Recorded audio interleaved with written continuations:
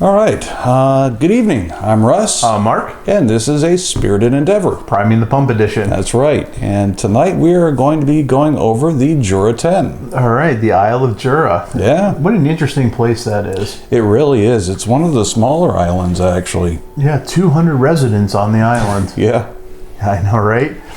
And one thing that's really unique about Jura is they're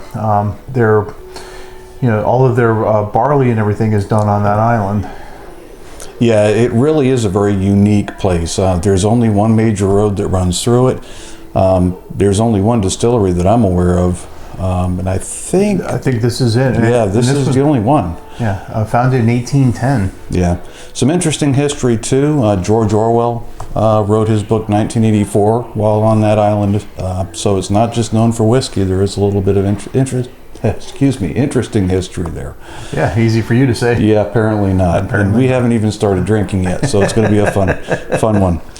So Jura 10, it is a 40% ABV, color added and chill filtered. But as we've found in the past, we've experienced some really good whiskeys that had those two qualities. Matter of fact, Lagavulin being one of them. The 16-year is both chill filtered and color added. So yeah, Highland Park, same. Yeah. So I don't really count that as a hit against it. The question really comes down to what's in the glass or what's in the bottle, and do you enjoy it? And that's what we're going to find out tonight.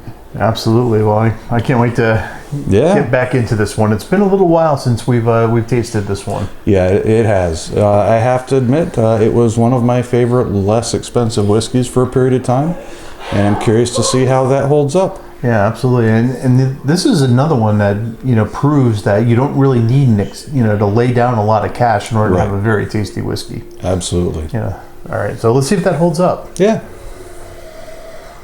I love the nose on that. I do too, actually. You get that vanilla in there, a little bit of brininess. Yep. Yeah, it's not excessively briny, but I like what it brings. Just that little extra, just punch. Yeah, it's very easy on the nose. Yep. Oh, all right. Cheers. So it is. It's got a nice sweetness to it. Not an artificial type sweetness, but more of a natural sweetness. Definitely a little bit of that oak spice, especially on the back end. I noticed that, which I kind of appreciate in this one. It breaks it up a little bit. Yeah, I'm getting a lot of vanilla and toffee notes to this. Yeah. I think if we were to, I think we could easily lump this in there with some Highlands.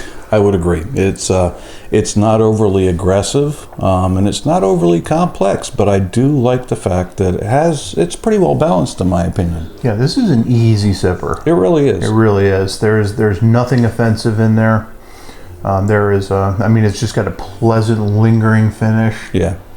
Yeah, we were talking previously, and what it reminds me of is the flavor of a bit of honey, I think it was. Yeah, the bit of honey candy, the old-fashioned candy. Yeah. There's a little bit of a nutty aspect to this, especially on the finish that I pick up on, that goes with kind of that toffee aspect. Again, none of these flavors are in your face.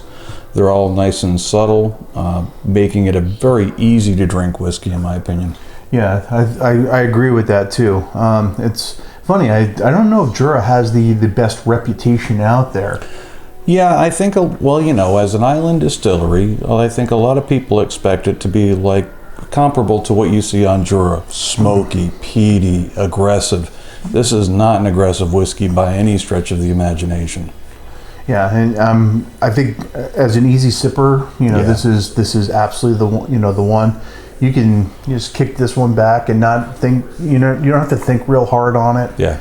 You can just let that roll around and just have a nice, pleasant dram. Pleasant and smooth without being boring, in my opinion.